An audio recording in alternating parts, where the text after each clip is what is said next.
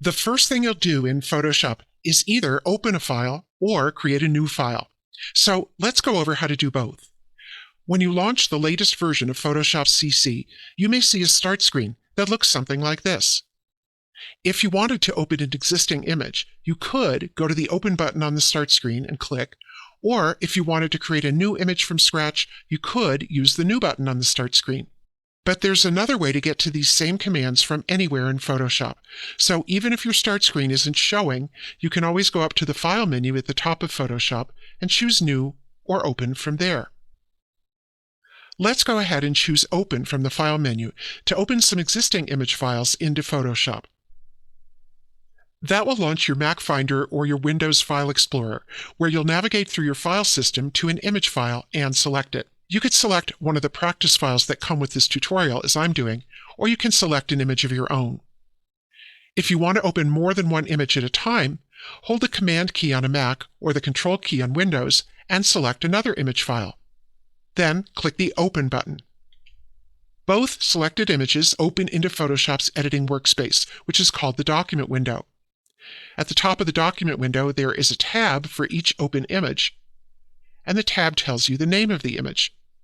If you want to see another open image, just click its tab. So that's how to open existing images. Let's leave those open and talk about how to create a new image from scratch. You might do that when you want a blank canvas on which to draw, or on which you want to place some images. So this time, from the File menu, let's choose New. That opens this new document window. Photoshop comes with a lot of blank document presets that you can start with. To find one that works for you, first select a category of documents from the top of the window: Photo, Print, Art and Illustration, or one of these others. I'm going to select Photo. Next, choose one of the preset sizes in this section called Blank Document Presets. If you don't see one you like, there's an option here to view more presets. View all presets. I'm going to select this preset, the Landscape Orientation 4x6. Over on the right, all the details have now been set up for me, including the width and the height. If you decide that's not exactly the size you want, you can type a different size into the width or height fields. Any of the other settings on the right could be customized too, but sticking with the presets takes the worry out of having to figure out technical details at the beginning. And these settings could be changed later in Photoshop if you need to. So to finish creating a new document, click the Create button. And your new blank document opens in Photoshop, ready for you to add a photo, text, or maybe a shape, all as you'll learn to do as you continue through this tutorial series. Let's take a look at how Photoshop is laid out to help you get comfortable with your workspace. To follow along with this tutorial, you can open any image. The first interface element to get familiar with is the Document window, which is right here in the center of the screen. This is where you'll work on your images. Over to the right of the Document window are the panels that have a variety of image editing controls. There are more panels than just those you see in this panel column. Some of the panels are hidden behind others. For example, here we have a panel group of the Color panel and the Swatches panel. If I want to see the Swatches panel, I can just click its tab, and that brings it forward so I can use it. I'll go ahead and select a blue swatch here in the Swatches panel, and that color will be applied when I use other color features like the Brush tool. There are some panels that aren't open on the face of Photoshop. To open one of those panels, go up to the Window menu and choose from this list of alphabetical panels a panel that doesn't have a check mark. For example, I'll choose the Histogram panel. That opens the Histogram panel, and after I'm done using it to evaluate the tones in a photograph, for example, I can close it by clicking the double-pointed arrow here. Another important interface element is the Tools panel, which is located to the left of the Document window. It's this long vertical bar here. If you're not sure what a tool is, you can just hover over its icon, and in a moment you'll see the name of the tool in a tooltip. To select a tool, just click it. There are more tools than you see on the face of the Tools panel. You can click and hold any tool, like the horizontal type tool here, that has a little triangle at its bottom right corner. And you'll see a flyout menu of related tools. So if I want to add text not in a horizontal orientation, but rather in a vertical orientation, I can just slide down to the vertical type tool in this flyout menu and select it from there. Each tool has a number of controls called options, and those are found in the next major interface element, the horizontal options bar up here at the top of the screen. The important thing about the options bar is that it changes depending on what tool is selected. So because I have the vertical type tool selected, I see options for text, like this font size menu here. But keep your eye on the options bar as I select another tool. I'll click on the brush tool, for example. And now the options have changed to offer brush opacity and brush flow and more. Let's go ahead and apply an option. One of the things you'll often want to do when you have a brush tool selected is to change the size of the brush tip. And you can do that using the brush picker option, which is the first option over here on the left of this options bar. I'll click that option to open the brush picker, and then I can move the size slider in the brush picker over to the right to increase the size of the brush tip, or to the left to decrease it. And then I'll click in a blank area to close the brush picker. I'll move into the image, and I'll apply some paint. And by the way, the brush tool is painting with blue because you'll remember that's the color I chose in the swatches panel earlier in this video. By the way, if I change my mind about that paint stroke or whatever I just did in Photoshop, I can undo it by pressing the common keyboard shortcut for undo, which is Command plus Z on a Mac or Control plus Z on a PC. The last major interface element is the menu bar at the very top of the screen. And here you have multiple menus with lots of controls. For example, if I want to close this image, I can select Close from the File menu. And you can go ahead and close the image without saving since we haven't made any permanent changes. So that was a quick look at the major features of the Photoshop interface that you'll use over and over as you work in Photoshop. The document window, the panels, the tools, the tool options, and the menu bar. Zooming and panning are ways to navigate around an image that you'll use often as you work on images in Photoshop. To practice working with the zoom and pan controls, open this image from the tutorial practice files, or open a large image of your own. Zooming means changing the magnification of the image, as you might do if you were looking at the sky through a telescope. You may want to zoom in for a closer view of part of an image, or you may want to zoom out to see more of an image on your screen. The most straightforward way to zoom is to select the Zoom tool toward the bottom of the Tools panel here. Then go up to the Options bar for the Zoom tool, where you'll find a plus icon for zooming in and a minus icon for zooming out. Let's start with the plus icon activated, which is the default. Then, to zoom in, move into the image and click. And each time you click, you'll zoom in a little further. To zoom back out to see more of the image again, go back to the Options bar and this time select the minus icon, and then click several times in the image to zoom back out. If you want to zoom in again, you have to go back to the Options bar, click the plus icon, and click in the image to zoom in again. Now you may get tired of going up to the Options bar every time you want to switch between zooming in and zooming out, so here's a shortcut that will help you. When the zoom in option is active, as it is now, you can switch to zooming out by holding the Option key on your keyboard if you're on a Mac, or the Alt key on Windows. Hold down that key and then click in the image, and that will automatically switch you back to zooming out. Then release your finger from the Option or Alt key, and you're switched back to zooming in, and so you can click in the image to zoom in again. The Zoom tool has a couple of options in its options bar that you can use to move quickly to zoom levels that you use often.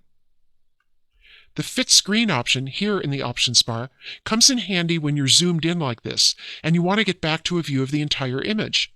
Just click the Fit Screen option, and the entire image fits itself into your document window. Another useful option is this 100% option. Clicking this zooms you into 100% view of the image, which is the best way to view an image when you're checking it for sharpness. Now, I'm working on a small screen, and this image is pretty large, so when I zoom into 100%, I can't see the whole image on my screen, although you may not experience the same thing if you're working on a large monitor.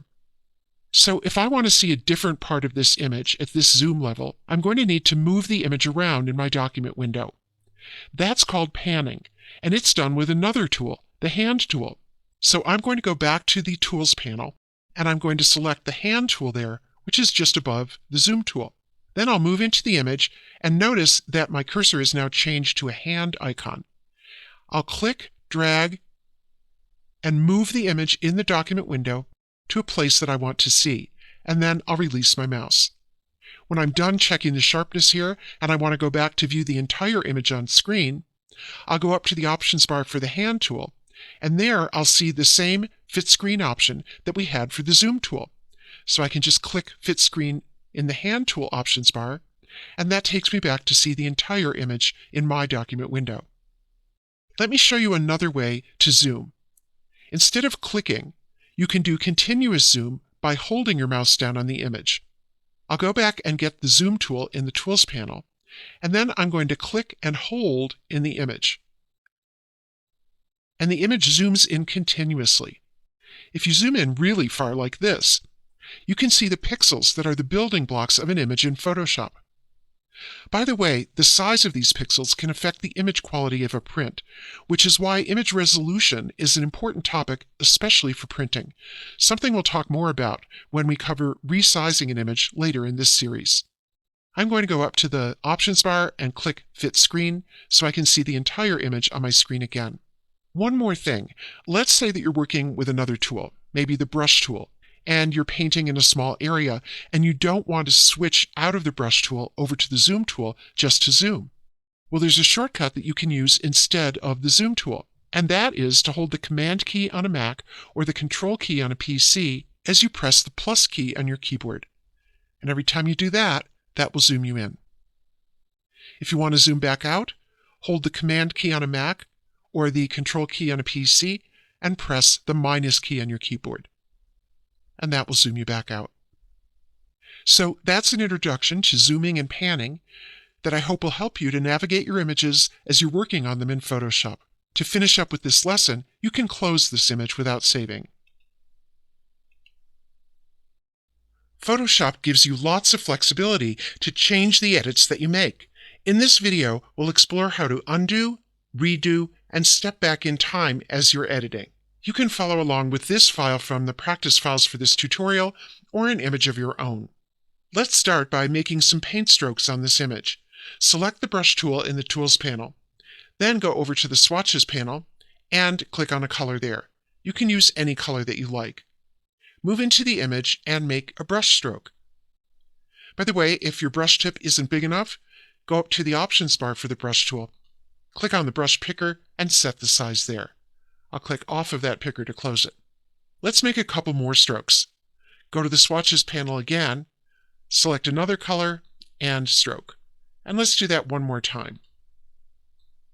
So let's say that you want to get rid of the last action that you did in Photoshop, in this case, making that pink stroke. The quick way to do that is to use a keyboard shortcut, Command plus Z on the Mac or Control plus Z on Windows, which I'll do now. And the pink stroke goes away. I can bring it back by pressing Command plus Z again or Control plus Z again. So that keyboard shortcut is a toggle for undoing and redoing the last action that you took. If you prefer to use a menu command rather than the shortcut, you can go up to the Edit menu, and there you can choose Undo, and Photoshop even tells you what action you're going to undo. And then Edit and Redo. Now, what if you want to undo more than just one step? In that case, go up to the Edit menu, and this time choose Step Backward. And you can do that up to 50 times by default. And each time, you're stepping back one action, one step in time. Similarly, you can step forward one step at a time. Edit, step forward. Edit, step forward. Edit, step forward. There's one more way that you can step through time in Photoshop, and that's using the History panel. The History panel is located here in this collapsed column of panels. If you don't see it, go up to the Window menu and choose History. I'm going to expand this panel by moving down to its bottom bar until I see a double-pointed arrow and then dragging down. So what we see in this panel is a separate bar for each action that I just took on this image. Open, and then 3 strokes with the brush tool. Keep your eye on the panel as I make another stroke. My 4th stroke was just recorded in the History panel too. Now let's use another tool to see how it's recorded. Go to the Tools panel, and this time select the Dodge tool, which is used to make things lighter. The Dodge tool also has a brush tip, just like the brush tool. To make the Dodge tool tip bigger, go up to the options bar for this tool, and there you have a size slider that you can drag. And then click in a blank area to close the brush picker. Now come into the image and let's drag over the leaf a couple times. Each time I release my mouse and then drag again, another Dodge tool state is recorded here in the History panel. The beauty of having these states in the History panel is that you can step back through them one by one, like this, or you can jump to a particular state, like this. And each time you do that, everything in the image changes to the way it looked at that state, at that point in time. You also can step forward or jump forward in time in the History panel, like this. Two things to keep in mind about the History panel. If you do go back to a previous state, let's go back here, and then you do something else. Let's say I dodge in this area of the image. Keep your eye on the History panel, and you'll see that everything after the state I'd gone back to disappears. It's as if you went back to a fork in the road and took a different path. Everything on the first road beyond the fork disappears. And the second thing to keep in mind is that when you close the image, whether or not you save it, your history disappears. And the next time you open the image, the History panel will be cleared out and will start again with a fresh history. Now, if the History panel isn't your cup of tea, you can rely on the simple commands in the Edit menu instead. Undo for single undos, and step backward for multiple undos. Either way, you have lots of flexibility to correct any mistakes or try new approaches as you edit an image. Saving is a critical step in Photoshop, so let's see how to do it safely. To start, open this image from the tutorial practice files. Now let's make a change to this file. Let's move this small inset photo to somewhere else in the image. To do that, go to the Tools panel and click on the first tool, the Move tool. And then move into the image, click right on the small bouquet photo, and drag it somewhere else in the image. I'll just put it here. You can put it anywhere you like. By the way, if that didn't work for you, it's probably because you're not on the right layer. We'll learn a lot more about selecting a layer later in the tutorial series, but for now, you can avoid that problem by just going over to the Layers panel and making sure that you have the small bouquet layer highlighted. And then try dragging that bouquet again. Now that we've made a change to the image, let's see what happens if we use the Save command to save the image with that change. I'll go up to the File menu, and I'll choose Save. And what happened is that Photoshop went right ahead and saved over and replaced the last version of this image, in this case, the original file that we started with. And that's something you don't often want to do. So let me show you a safer way to save that doesn't save over the last version. Let's make another change. Again, with your Move tool selected, click on that small bouquet photo and move it somewhere else in the image. I'll put mine down here, but you can put yours anywhere. Go up to the File menu, and this time, don't choose Save. Instead, choose Save As. That opens this Save As dialog, where you can avoid saving over the last version of your file by doing something different, like changing the file name or choosing a different location to which to save the file. By the way, if you're on Windows, this dialog box may look slightly different. It does offer the same options that we'll talk about, but they're just arranged slightly differently. So what I'm going to do to avoid saving over the last version of this image is to give this version a new name. I'll go to the Save As field here. That's the file name field if you're on Windows. And I'll click just to the right of the name before the .psd extension, and I'm going to type -v2 for version 2. Now, if I were to come down and click Save, although I'm not going to do that just yet, I'd end up with two files, the last saved version of the file and this changed version. So that's a simple way to protect your last saved version, which is sometimes your original, of an image. Before we do click Save, let's take a look at another important thing in this Save As dialog. That's the Format menu here on a Mac. It's called the Save as Type menu on Windows. It's a good idea to save your files in the native Photoshop format, which gives them a .psd extension while you're working on them. To do that, choose Photoshop from this drop-down menu, and if you have layers in your file, as we do, make sure that the Layers box is checked. The big advantage of saving as a PSD is that it will preserve any layers or other editable Photoshop features that you may have added to the image so that you can come back and work with those again later. But you can't see a .psd file on the web. And if you're sharing it with someone who doesn't have Photoshop, they might not be able to open a .psd file, a Photoshop file. So if you want to share an image that you've worked on in Photoshop, I suggest you save another copy of it in addition to the .psd and save that copy in the JPEG format. The JPEG file could be posted online, it will be smaller to send by email, and it will keep any photos in an image looking good.